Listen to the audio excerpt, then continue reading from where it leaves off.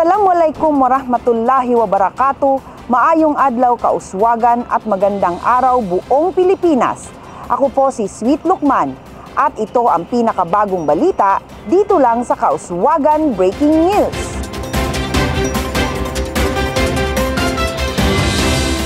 Formal nang binuksan sa publiko ang Paskuhan sa Kauswagan, araw ng Biyernes, unang araw ng Disyembre ngayong taon.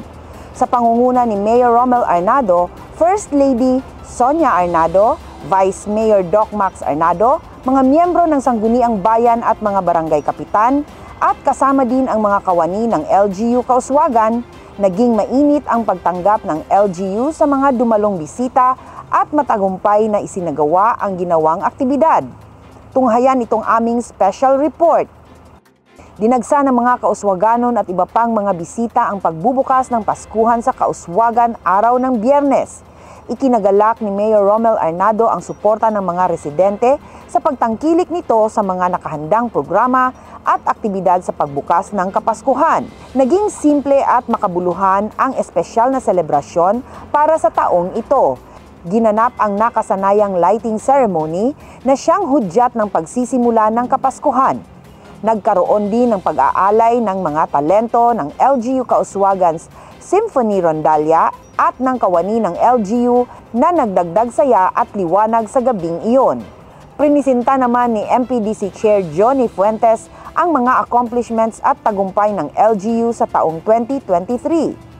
Tinapos naman ni Vice Mayor Doc Max Arnado ang programa sa pamamagitan ng pasasalamat at mensaheng buong-buo ng pagmamahal para sa mga kauswaganon. Sa pagbubukas na ito, iniimbitahan naman ng lahat ng bisitahin ang higanteng Christmas tree sa Municipal Plaza.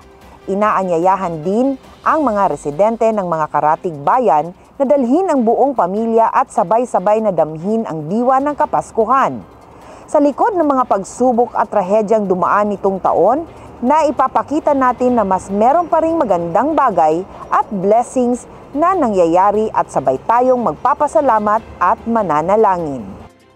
Isang magandang balita, muling nasungkit ng LGU Kauswagan ang prestihiyosong award sa maayos na pamamalakad ng lokal na pamahalaan sa buong Pilipinas. Ito ang Seal of Good Local Governance o SGLG. Matindi ang pinagdaanang mga proseso ng lahat ng departamento ng munisipyo bago maideklarang national awardee ang Kauswagan. Ito ang ikawalong pagkakataong nasungkit ng Kauswagan ang SGLG sa ilalim ng liderato ni Mayor Romel Arnado. Ang special report mula kay Howie Aljalani. Ang Seal of Good Local Governance o SGLG ay ang pinakaprestihiyosong patimpalak ng Department of the Interior and Local Government na iginagawad sa mga local government units na nagpapakita ng mataas na antas ng pagpapatakbo ng lokal na pamahalaan. Ang SGLG ay isang progresibong sistema ng assessment o detalyadong pagsusuri sa mga business operations ng mga munisipyo, mga city hall at provincial government offices. Ang sistemang ito ay nagpapakita ng integridad at mahusay na pagganap upang maisakatuparan ang mga lokal na reforma sa pamamahala sa patuloy na paghahangad para sa makabuluhang lokal na otonomiya. Ngayong taon, muling nasungkit ng Kauswagan ang pinakaprestihiyosong parangal na ito. Patunay ito ng mataas na antas ng pagpapatakbo ng munisipyo, kalakip ang mga aktibidad ng bawat opisina at bawat departamento. Ang award na ito ay patunay ng maayos na administrasyon sa ilalim ng pamumuno ni Mayor Romel Arnado, na kasalukuyang advocate ng local at national good governance. Isa si Mayor Arnado sa mga conveners ng Mayors for Good Governance o M4GG, isang samahan ng mga alkalde sa buong bansa na nagkasundo at nagkakaisang maging tapat sa pagsiserbisyo publiko at maging champions pagdating sa maayos na pamamalakad ng lokal na pamahalaan. Kasama ni Mayor Arnado bilang conveners ng M4GG, sina Mayor Ben Magalong ng Baguio City, Mayor Joy Belmonte ng Quezon City, Mayor City Hataman ng Isabela de Basilan, Mayor Marcy Teodoro ng Marikina, Mayor Ipe Remulyo ng Dumaguete City at Mayor Vico Soto ng Pasig City. Ang muling pagkaka-award ng SGLG sa Kauswagan ay hudyat ng pagkakaisa ng mga pinuno, opisyal at mga empleyado ng munisipyo.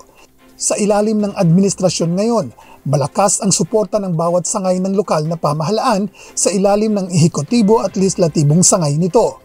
Aktibong bumabalangkas ng mga lokal na batas at nagpapalakas din ng istruktura ng munisipyo ang sangguniang bayan ng Kauswagan sa ilalim ng liderato ni Vice Mayor Doc Max Arnado. Dagdag pa dito, nakita din sa ginawang mga assessment ang pagsisikap ng mga department heads at lahat ng staff at personnel ng LGU, kalakip dito ang mga job order employees. Kabilang dito ang pagpapakita ng dedikasyon ng bawat isa sa pagganap ng kani-kanilang tungkulin. A tandem governance in tandem with our legislator, executive and the legislative harmony in governance. This is what we're trying to promote. Not if you want your community to upscale and improve economically and everything, I think there should be a good team of government officials. And it's not only on the leadership, but also the way you handle your agencies, local agencies. In Kauswagan, the department heads are very effective. If they have not learned anything in the past, in the previous administration, but in my administration, they were able to discover na doon na gud sila yung mga talents in leadership and how they handle their departments. Kaya without them, ang akong leadership would not also be successful. Taon-taon ay ginagawaran ng nasabing parangal ang mga LGU na pumapasa sa series of validation mula provincial hanggang national level. Mula 2010 sa pag-upo bilang alkalde ni Mayor Arnado, halos taon-taon ay nagiging awardee ang bayan ng Kauswagan sa SGLG. Ito ang ikawalong SGLG Award na nasungkit ng LGU, indikasyon ng maayos at mahusay na pamamahala, lalo na ang mapabilang sa isang mataas na parangal sa buong bansa. Samantala, fully compliant naman ang LGU Kauswagan sa Gawad Kalasag Awards. Inorganisa ng Office of Civil Defense, National Disaster Risk Reduction and Management Council o NDRRMC, ang Gawad Kalasag o Kalamidad at Sakuna laban sa sariling galing at kaligtasan. Isang taunang awarding ceremony para sa makabuluhang mga hakbangin sa pagsulong ng disaster risk reduction sa bansa. Ang pagkilalang ito ay muling testamento ng mabuting pamamahala at hindi natitinag na pangako ng DRR team sa kahusayan sa pamamahala ng panganib sa kalamidad at sakuna. Ang dedikasyon at pagsusumikap ng liderato ng munisipyo at DRR personnel sa pagtiyak sa kaligtasan at kapakanan ng komunidad ay tunay na kapuri-puri. So, kuhan siya. Ako siyang impact, especially nga makita dito nga ang Dream Council, especially sa Kauswagan, nag-function. No? Operational tanan na ato ang mga ihatag nilang indicators. Example, sa ato ang Dream Council meeting, sa ato ang mga equipment, sa ato mga facilities, sa ato ang coordination, communication, labi na atong kining monitoring sa public safety. Nakita nila dito, nindot, no? Nagasubay ta sa standard nila sa Republic Act 121. Sa iba pang balita, nasungkit naman ng Kauswagan ang Anti-Drug Abuse Council o ADAC Performance Award bilang pagkilala sa huwarang pagganap nito sa mga pamamaraan bilang pagtugon sa paglaganap ng ilegal na droga. Isa ang Kauswagan sa mga bayan sa buong Northern Mindanao na nagpapakita ng malakas na diskarte tungo sa adhikaing drug-free Philippines.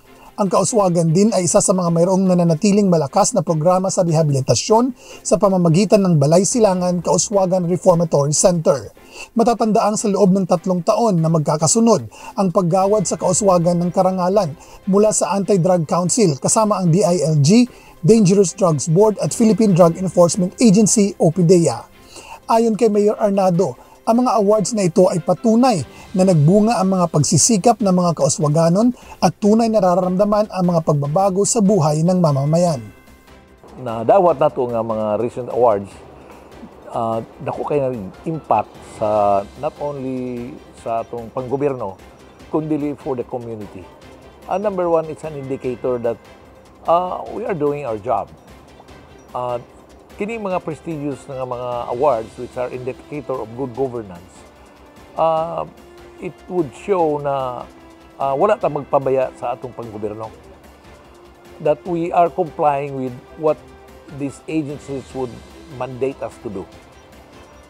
The our award from the ADAC, the awards from being fully compliant and sa Gawad Kalasag Award, and also the recent award, the SGLG, the Seal of Good Local Governance, are all prestigious awards that we were able to achieve for this year. And not to mention the other awards that we got earlier this year. And this is for the community, this is for the Kauswaganons. And this is an indicator of success in governance, of good governance in Kauswagan. And it really assures the community that we are being managed well.